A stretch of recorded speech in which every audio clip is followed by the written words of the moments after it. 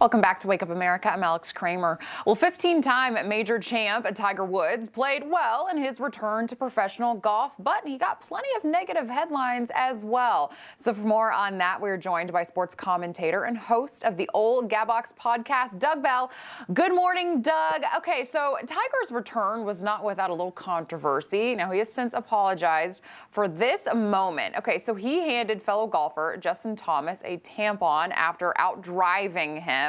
And then we see that four-time gold medal winner sprinter Michael Johnson was not impressed by this. He took to Twitter saying, an apology starting with "if I offended anyone is no apology." But this is Tiger, never been a leader, and he's Teflon, still Harold after all the mistakes. So he's learned nothing. Media focuses always on his miraculous recovery, never why the need for recovery. Doug, what did you make of this moment before we get into his play?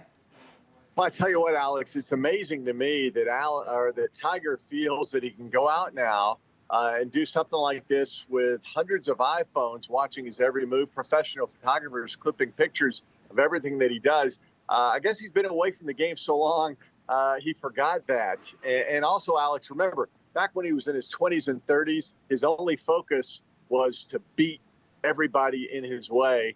And now he wants to be everybody's buddy. So it's a different Tiger Woods. What he did, though, Alex, was unacceptable. He did apologize, and I accept that apology. I think Michael Johnson might have been a little over the top in his comments. But again, that was out of bounds, and Tiger knows it. Let's talk about his play. So he ended up tying for 45th. Yeah. This was his first competitive outing since last July. What did you make of his play? People said that he looked good. How did you feel? Well, I thought he looked good on Saturday, not so good yesterday when he shot 3 over par. It was great to see him play all 4 days. And, Alex, what we have to remember is this man, it takes him close to 4 hours before he tees off just to get ready to play, and then takes about that same amount of time to recover afterwards. It is remarkable that he's out there playing on the professional golf tour, walking around with that leg. Let's cherish the moments we see him now, because he's going to play maybe the 4 major championships and 1 or 2 tournaments here and there. So I thought it was great to see him. And again, we're not going to see him much anymore. Retirement is in the offing for the great Tiger Woods.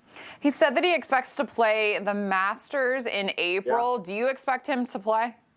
Oh, absolutely. He will be at the Masters. And remember, he makes the cut a year ago at the Masters. And I think that's the one place, the one major championship that maybe he still has a chance to win. The others, I don't believe so. The Masters, maybe. Right.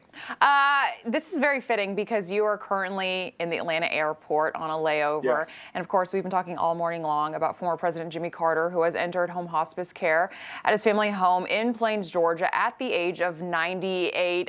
Doug, as we're seeing on the screen right here, you actually met the president at the World Series. I mean, what was this moment like? What was the conversation?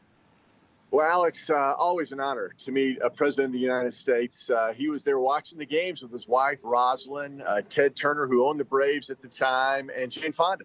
I was covering all those World Series that the Braves were involved in.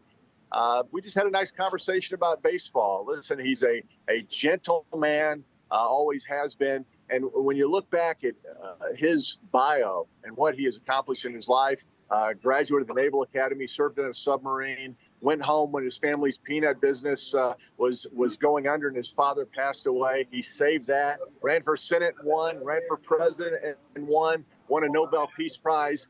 Listen, his presidency is not looked at favorably. What he did after the presidency for some 40 years, Habitat for Humanity and other charities, is remarkable. And we wish him and his family nothing but the best. He's 98 years old.